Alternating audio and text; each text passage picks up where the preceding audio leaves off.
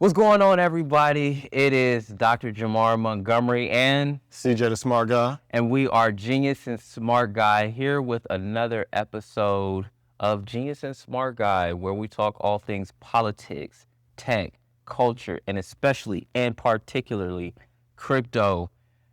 And this has been a journey, but we're so glad to be on this journey with you. And we're glad that you have been sharing these episodes, sharing these clips with everyone, because this is information that everybody needs to know. We have one of the hottest and smartest and biggest names in crypto taxes here with us. And of course, you got Dr. Jamar Montgomery, aka 2Watch Doc, doing the thing on the ones and twos. You see my boy that has a J Montgomery as well. Once again, new money gets a Rolex, old money gets a Patek, smart money gets a J Montgomery. Bruh, we have covered a lot of topics from crypto to politics, as like we've been doing. But what's been interesting has been the evolution and integration of AI. I know for myself, with my background, I've been watching how AI, machine learning, AI, algorithmic decision-making has been implemented from a defense and weapon system standpoint, from a weapons standpoint, how it has been utilized in the intelligence agencies, and how it has been utilized in commerce and in industrialization. Of course, a lot of things start off in the military and then find a way into the commercial space. What are you seeing with AI? So from a CPA perspective, I'm seeing the IRS utilize AI more for audits. So there's 3 different categories that the Government Accountability Office has said that they are targeting. People who are typically making over $400,000, they're targeting. But then you also have the people who get refundable credits. And this is like the earned income credit people, the child tax credit people. It's kind of sad because whenever you hear about people saying they're trying to audit the rich people and the wealthy people, to some degree, but they know, like the IRS, they know that those people hire CPAs like me. So they try to get the easier fruit, the people who get the refundable credits to low income people. And then also partnerships like S corporations and just different partnerships like that. They are increasing their audits because now they have this AI where they can trace your social security numbers from a crypto platform to your IRS form. They can trace different businesses to see, oh, well, if you are the owner of this, why aren't you reporting this? And so it's no longer just one person tracking the money. Now they're just using AI and things of that nature. So I'm seeing additional dollars go in to the IRS. A lot is being invested into AI. And then through that, the amount of audits is definitely increasing. Didn't President Biden authorize like 25,000 new or 17,000 new IRS agents? It was a lot more than that. I think it got cut down. Okay. And there was some fake news in the sense that they were all 87 going to come to your house and knock at your door. That's not how it works. There's a piece of that that's true, but not all 87,000. The vast majority of them are going to be for customer service. So if you've ever tried to call the IRS and they hang up in your face, or they make you wait for over an hour, or they don't know what they're talking about. Sometimes they say call back and they don't call back. A lot of those people hired for that are going to go towards customer service. Okay. However, their goal is to bring in more money. That's why they hire these people, so that they can have a return on their investment. And for the citizens, that just means additional tax dollars goes back to the IRS. However, really by any means that they want. Bro, when I saw that and they're talking and things with the IRS, I automatically thought they're not going after the wealthy people like people would hope. Yeah. Because, like you said, wealthy people hire CPAs, and wealthy people have the means of being able to sue the IRS and to litigate. And there it becomes less, the more money that the IRS has to spend and collect, the less profitable it becomes for them to be able to go after. And that's crazy to think of it in a profitability standpoint. Now that they're utilizing AI, it's interesting that you said that it's like, there's 3 buckets, like some of the wealthy people, but I feel like more of it is going to be, they're going to find the most successful, like you said, S corps, people who are entrepreneurs, who are trying to do their best with running their business and struggling, and then people who, like you said, are getting rebates. what do you foresee as the effects of AI?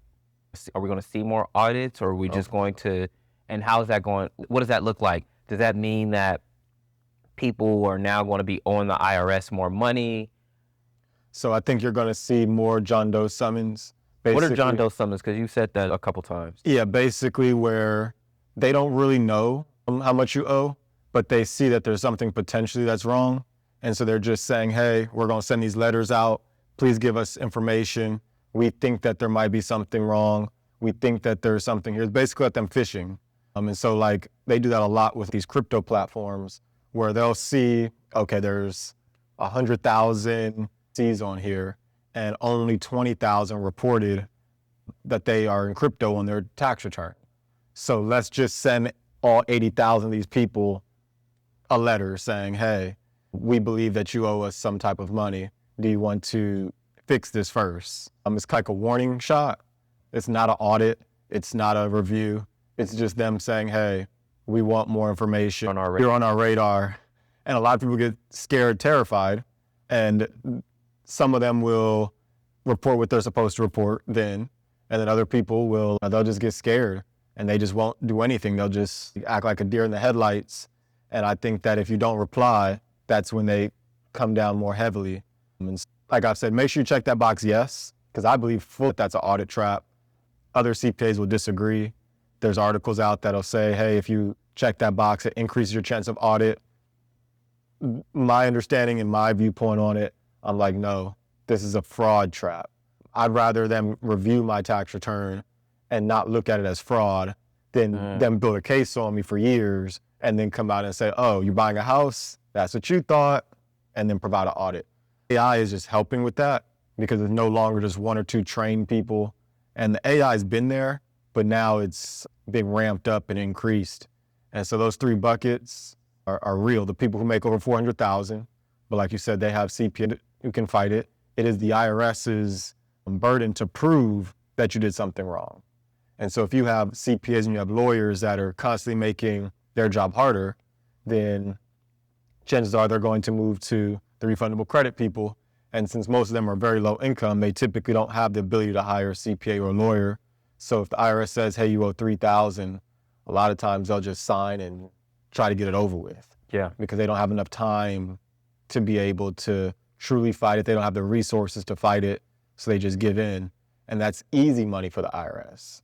And then you've got those partnerships. But I will say a lot of S corporations have been abused. So I think that there's going to be a lot of money in that.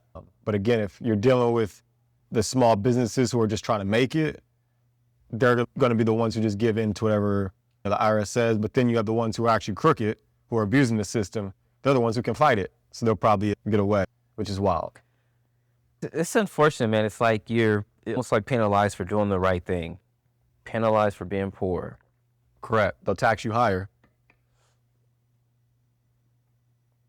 The fact that you even said that, because one of the things that the Republicans talk about is lowering taxes and this, that, third. I've just always thought it was funny when people who are not part of the top 10% of America basically making over $100,000 a year. 100, 150 between that. The top 10% makes 100,000, makes 100, 150,000. It's because when you said that, I instantly thought, man, we're blessed. We are. To think that you're in the top 10% of Americans by just making that amount of money. I had a conversation with a lady before, and she was talking about the whole thing about, trying to find somebody on her level and this, that, and the third. And I'm like, do you not realize you're in the top 10 of America? Probably 1% of the world. It puts that in perspective. Oh man, I wish I remember what I was going to say because it was going to be fire. It'll come back to you. But it's all good. When you're penalized for being poor. But that happens everywhere you go. Look at the banks. If you don't have any money, you got a $35 overdraft fee, and sometimes it'll go back-to-back fees. There's been times where they've charged me a fee, and I paid enough to get it over the overdraft, but then because the fee knocked me below, I got charged another fee because the fee brought me back Bank of down America below got in zero. trouble. They Yeah. got in trouble for that. I remember that. Yeah, Bank of America and Wells Fargo. That, man, I remember getting charges like that, and I'm like, bruh, can you at least give me 24 hours to do? Jeez. And there was some, I feel like they were doing on a daily basis. Yeah. Where it was like, we're going to keep charging you for being poor. And then you got poor people that get charged, like the check cash placing. Yeah. Like, to me, that's just vultures. Yeah. Where it's like, you don't have a bank account because you're getting charged those fees. You have to go to a check cashing place, and they're going to charge you an exorbitant amount just to cash your check. Like, you've already earned your money, and you're just trying to convert it to usable money, and they're charging you a lot. One of the things of being unbanked, right? That's the challenge of being unbanked. And you would think that it's our money anyway, right? It's our money anyway. It's created off of our tax dollars. It's created off of taxpayer-owned assets, that you having a bank account should almost be a civil right. Correct. Because otherwise you're setting yourself up to be taken advantage of by those check cashing places and things like that. What I wanted to think about was this beneficial ownership. Yeah. Reporting the beneficial ownership. BOI. Have you seen anything with that? Are you able to give any? Yeah, so just to give you a background, this year is the first year where you're actually required to report if you are a beneficiary of a business.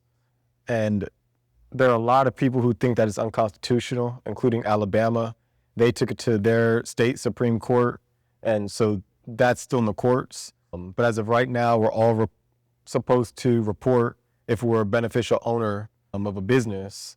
And if we don't, the penalties are crazy. Like, it's just crazy. It takes less than 5 minutes to do, so it's not a difficult process. Okay. But it's one of those things where it's like, what's your real intentions? Because most honest business owners already report that they are owners of businesses. Yeah. And the ones who don't, even if they're not crooked, they just want certain privacies. Yeah. And so the government's trying to eliminate those privacies. They want to know everybody who's receiving what.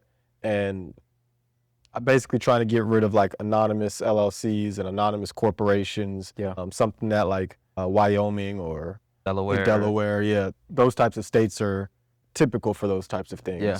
And I guess that kind of evens the playing field now, right? In terms of Wyoming and Delaware are losing that competitive advantage. I don't think it's going to really make a difference. I think there's going to be some type of workaround, some type of loophole. The people who want to stay anonymous are going to stay anonymous. I think that is just another money grab for them, for the people who don't do it, and they're just going to take the money, and then their excuse is going to say, or the reasoning behind it is going to say, well, it's easy. It took you less than 5 minutes. If you're a business owner, you couldn't just do this. And hopefully that it gets pushed back another year or just gets completely repealed. I think it's absolutely ridiculous. Most of my clients, they're just like, okay, I'll do it just because. But then there's some that are like, no, we're going to fight this. We'll see. We have until December 31st to fill it out. Go fill out your beneficial ownership form, y'all. Yeah, I haven't been looking forward to that. It's less than 5 minutes. It's not a difficult process. Good to know. I'm going to pause this. Okay. I know it was.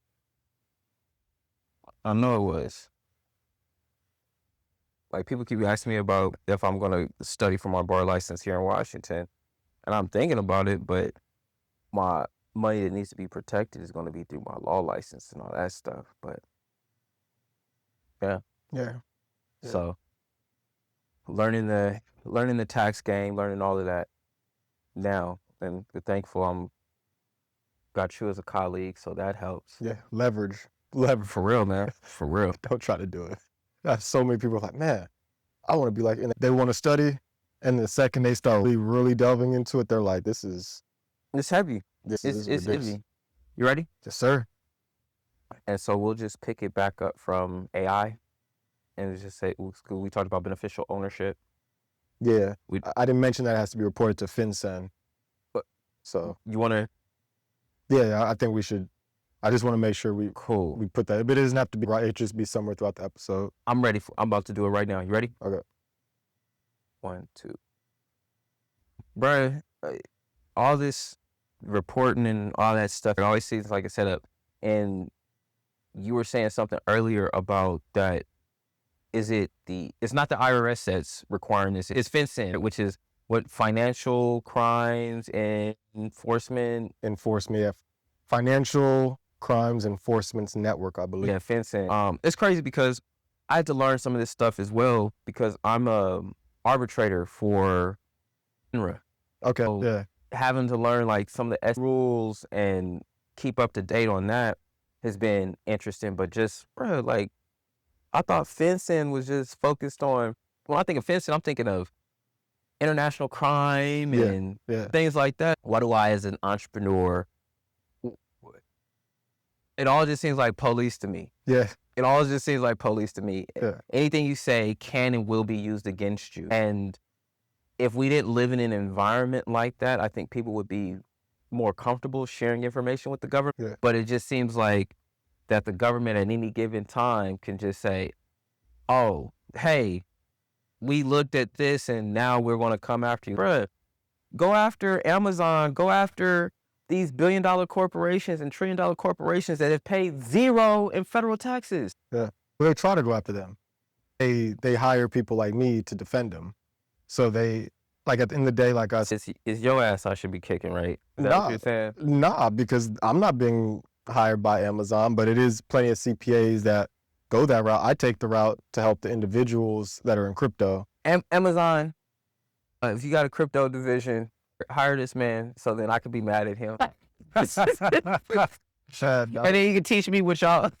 I already know what they do. Oh, okay, there we go. I know how the whole entire system works. That's why. But see, I take that information to our communities. So when I'm going on tour and I'm explaining it, sometimes it goes over people's heads, but the goal is to be able to at least plant those seeds. How's that been? I know, because you were saying that it's like learning a whole new language, just Correct. crypto in general. So how has that outreach been with trying to teach other CPAs about crypto? And Yeah. you took a deep breath on that one, bruh. Correct, because they understand the US dollar very well. Okay. They understand taxes extremely well. They understand bookkeeping well. So it's very easy for me to be able to translate it back and forth. However, they don't know the language of cryptocurrency. So if I say fork, for them, that's a brand new term. And then to say, oh, it's a hard fork, meaning it's going to branch off on a completely separate blockchain. You're going to have two tokens. They're like, so did money just come out the sky?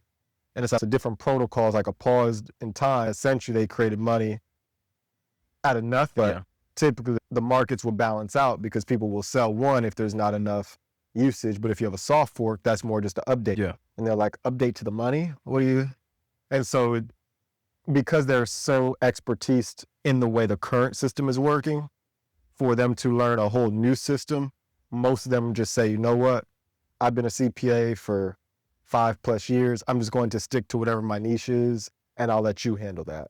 So I have a whole lot of CPAs that start the journey and they're done because they already have means to making income. What would you suggest to young accountants that are just now graduating college that are interested in becoming CPA? Do you really want to be a CPA? Do you really want to go through that? Like, it's a real thing. Like, I had to change my entire life, my eating schedule, my sleeping schedule, my financial schedule. Like, I have a podcast episode called My Journey to Becoming a CPA. And I talk about that, where I would go to sleep at midnight, wake up at 4, study 2 or 3 hours, then go to sleep at noon and wake up at 4 p.m., study for 2 or 3 hours.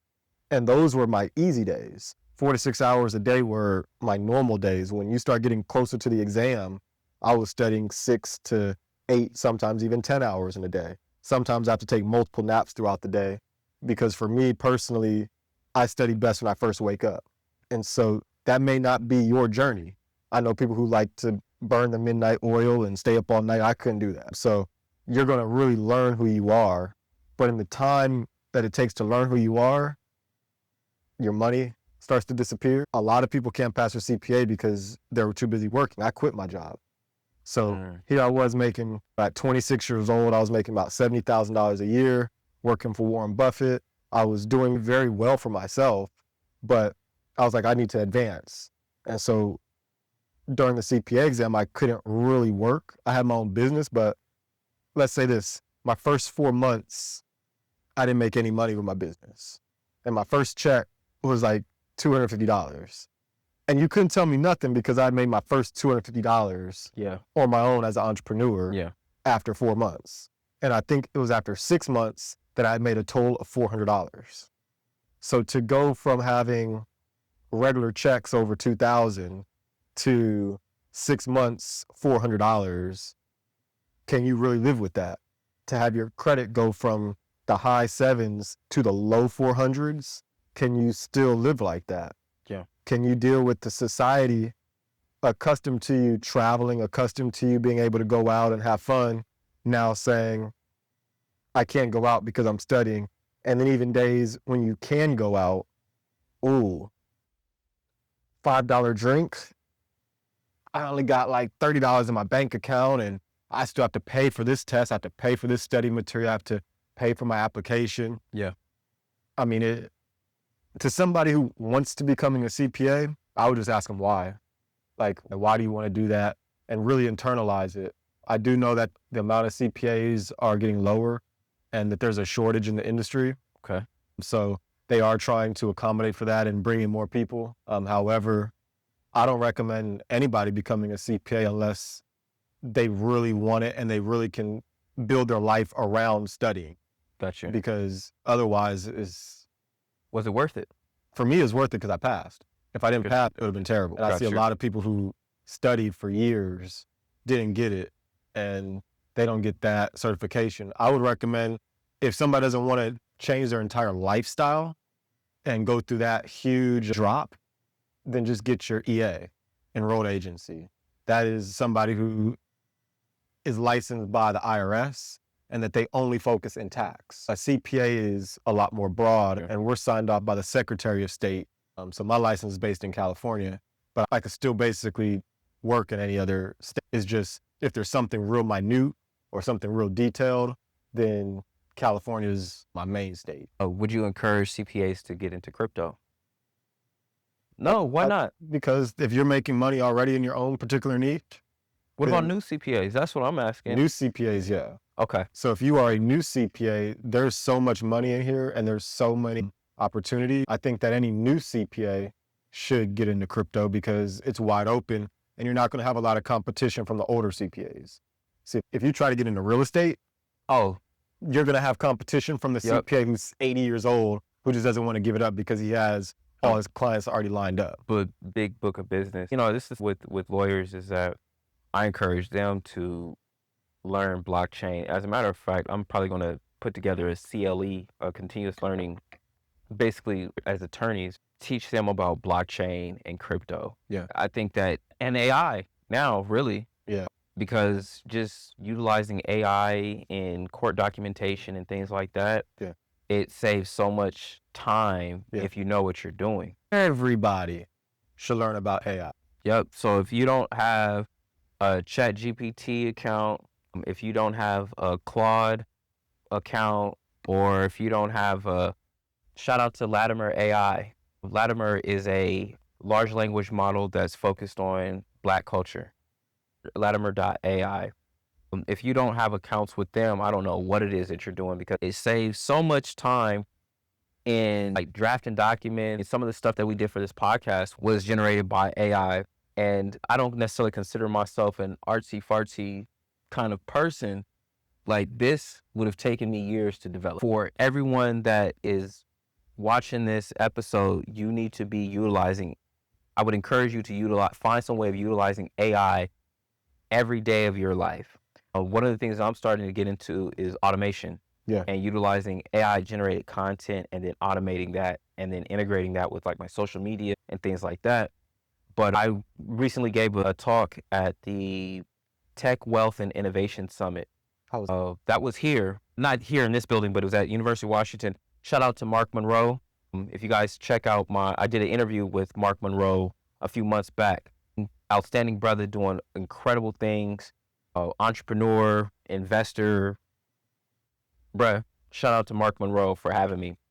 But I gave a speech on AI. Yeah. And we have the technical part of it, but we see that a lot of people are like fearful or apprehensive of AI.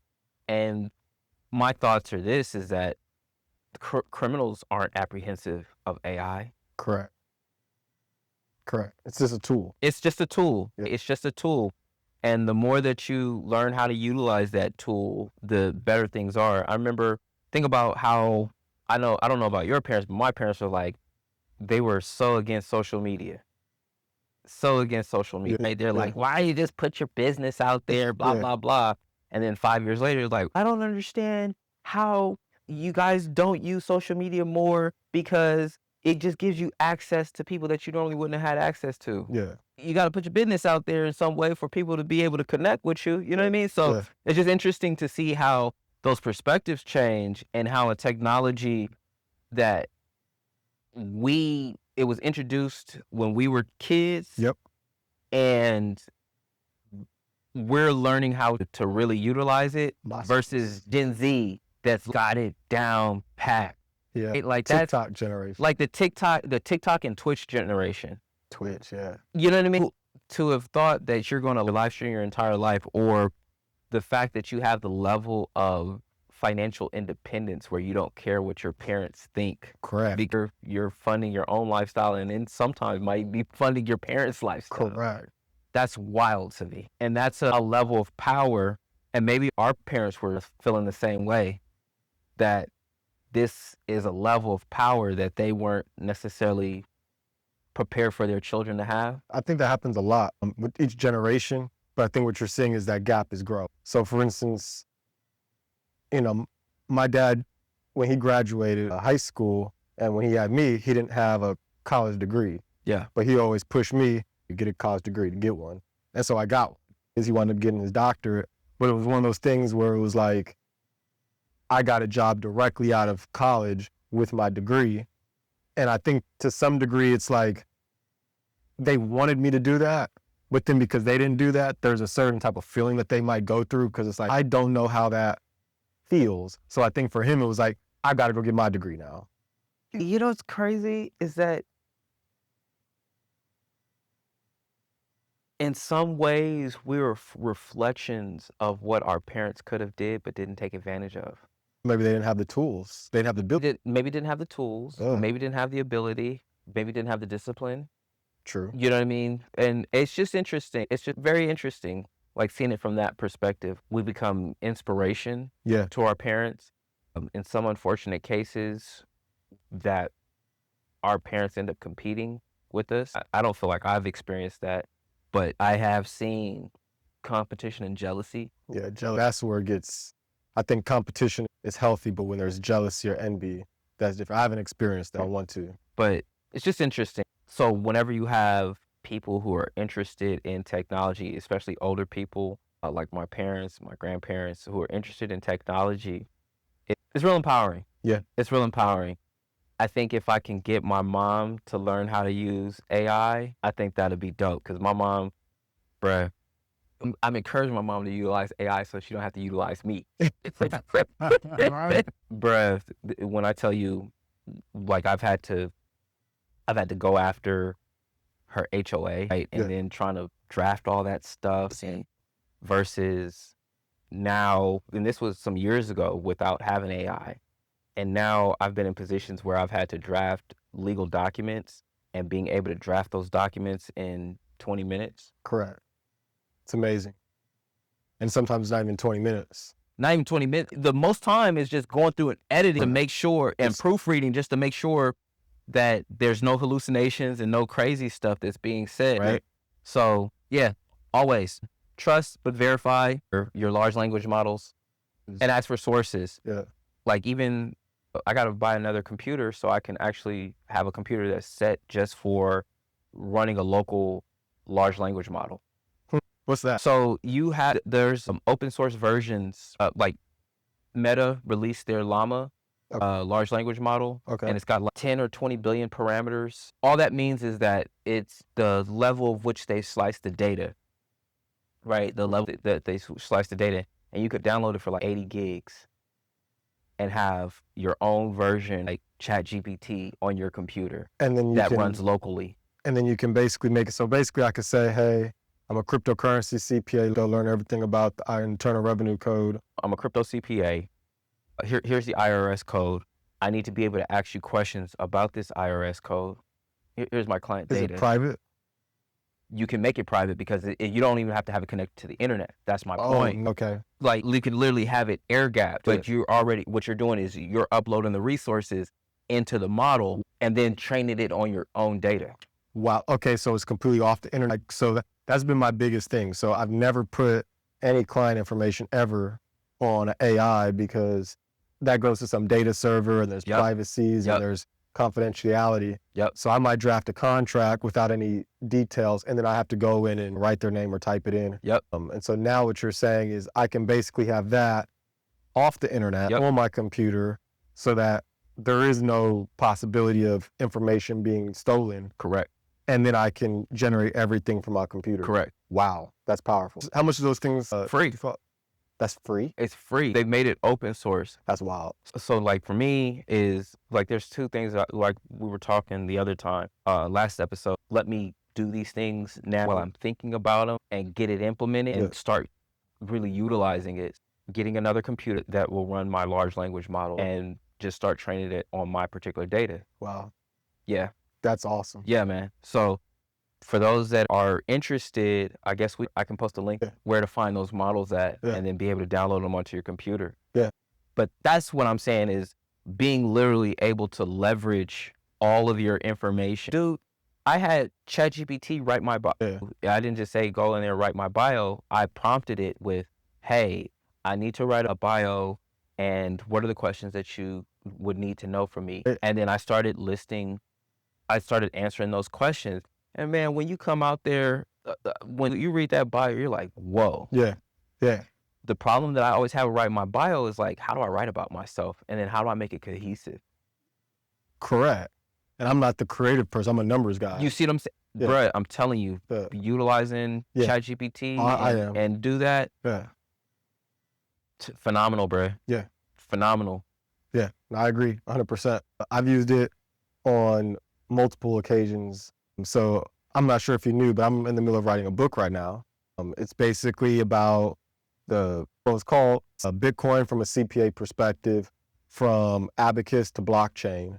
And I'm basically talking about the past, how accounting was done, the present, and what I believe is going to be in the future. I'm not a historian. So I'm looking at GPT, I'm saying, hey, help create this for me. Please create the sources so that I can verify in those books. And it's actually funny because in the book I'm writing, I'm telling you, hey, I'm using ChatGPT for the history lesson because I'm not a historian. So I'm actually showing you how I'm writing this book while I'm going through it. And then I'm talking about the present. I don't need as much ChatGPT for the present because I'm already knowing what it is. And I don't need ChatGPT at all for the future because my vision is my viewpoint. So it's one of those things where I'm not a historian. I didn't go to school for history. I've never used the abacus myself. So how can I really write about it? But it's one of those things where I want to conceptualize how the accounting industry has moved forward, even though I'm starting off toward the end. If we have 1,000 years worth of accounting, I'm literally starting right here. So how am I going to talk about all this? ChatGPT, help me out with this, versus me having to go to a library and going through hundreds and hundreds of books. No, ChatGPT, write this for me. Let me have the sources on there. Let me go back to those sources immediately, review that, make sure that those are all authentic books and that it's accurate, and then make it sound more like me. That's the argument, right? Is that which works get to be part of, which works does a large language model or AI get to read, right? And then take that information and then compile it. Because that's great of someone creating original work, but now AI is creating a lot of this work, and whose work are they reading in order to create that? They're creating and just making things up. I don't know if I worry so much about hallucinations as much as I worry about, like, how would I feel as I spent all my time researching, going through the library, and now I'm able to utilize AI to write a book on something that may have taken the same level of rigor and understanding and just drafting, I'm able to do that in 1/10 of the time. That's what tools are for. So I'm sorry for the people who had to build houses that didn't have cranes. Like, I'm sorry that it took longer, but now that we have certain tools, you just have to let those feelings go, because that's just how things progress. But you're not utilizing, it's different if you have a new tool. It's a different thing when you're utilizing my actual building materials to build your house utilizing the crane. I'll source you, I'll give you a crane. But how do you know where the AI is getting its sources from? Well, no, I'll ask it to put the sources Okay. in there. So, for instance, there's a CPA, his name is Jesse Bladen, and he bought Word Studio in Atlanta, Georgia, Okay. and he used that as a headquarters so that Martin Luther King and I forget the name, it was like the Southern Christian Leadership Conference, the Yeah. SCLC. he allowed them to come to his radio station and be able to talk to the masses about what was going on with the civil rights movement. And him being a CPA, utilizing Word Studio so that he could push his point across. I use that same business model, say, hey, I want to do the same thing. I don't have the capital yet to buy a studio or to have a radio station, but I can do a podcast. Yeah. So I'm using his business model, but how do I know about that business model? From books and from research.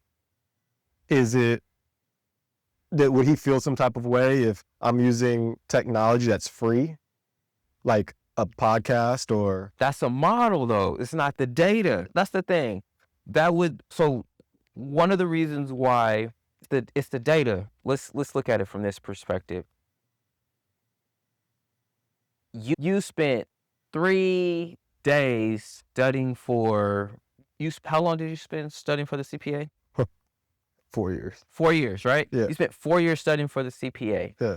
You're sitting at the test, right? And by some freak accident, somebody gets the same exact test as you, sitting right next to you, and they see all of your answers. That's cheating.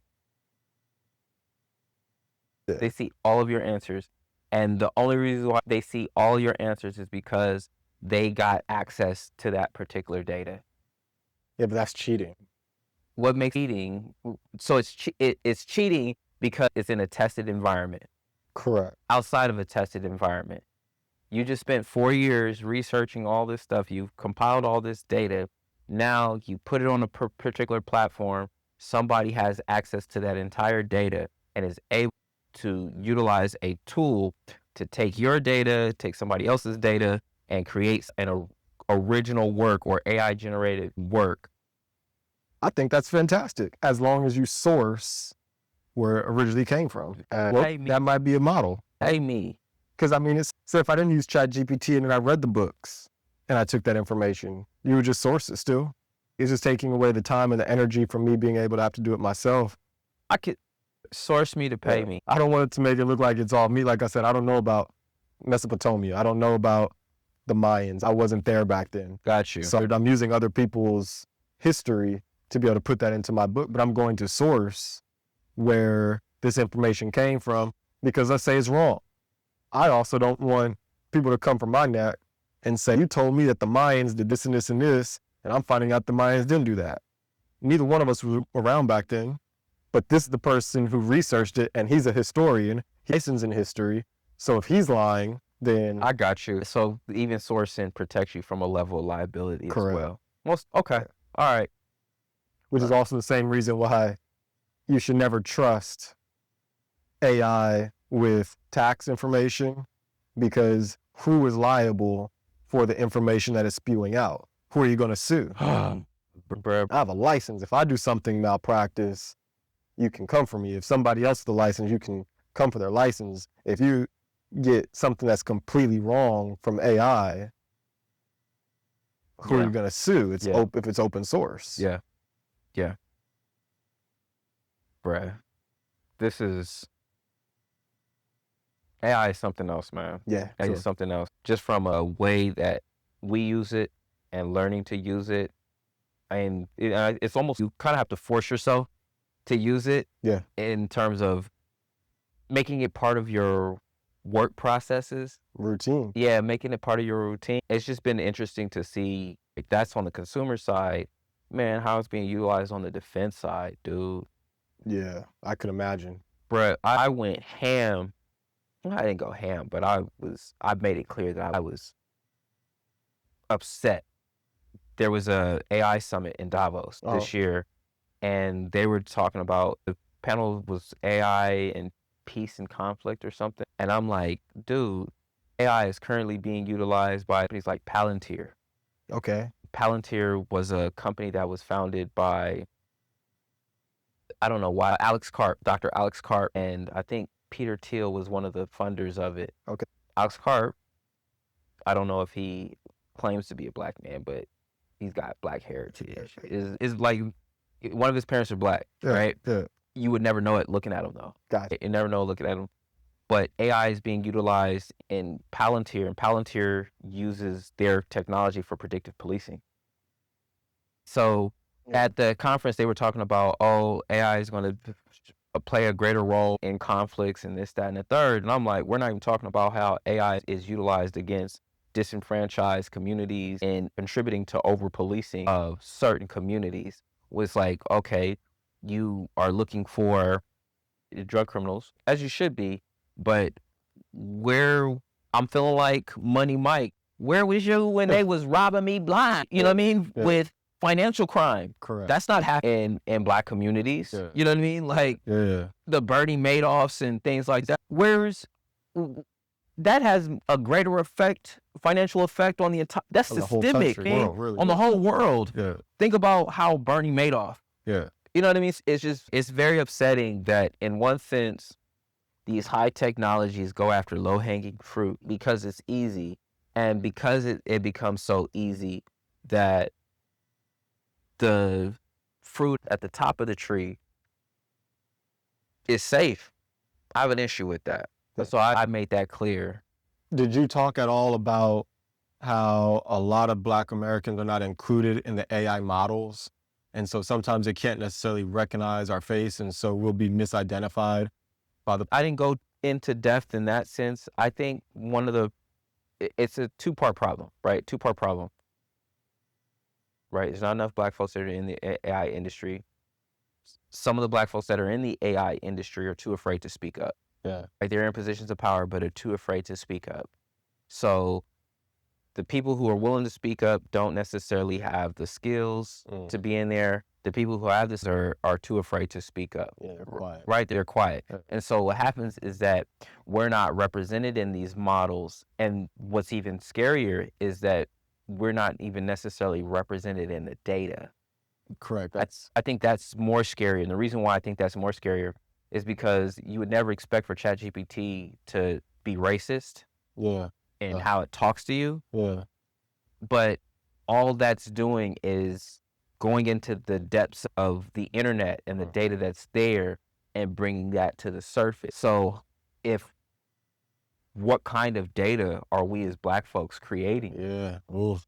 You didn't think about that. Yeah. What are we creating? And is it racist because ChatGPT is calling me the N-word when I can go on Facebook on a street, you know what I mean? Yeah. And some of my Streetport fam is... And it might just be repeating back, regurgitating. You see what I mean? Put into it. You see what I mean? So I don't get caught up. I try not to get caught up in that first sensationalism of ChatGPT is racist. If it's calling you the N-word, is it hard R or is it... It's like...